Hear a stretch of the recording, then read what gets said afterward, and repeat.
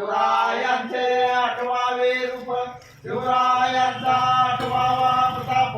शिवरायांचा आठवावा जाक्षेप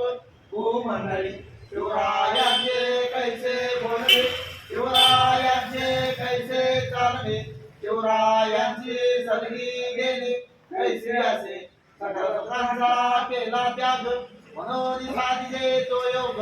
राजसाधनांची ढगवग कैसी केली याहुनी करावे विशेष तरी समवावे पुरुष याहुनी आता विशेष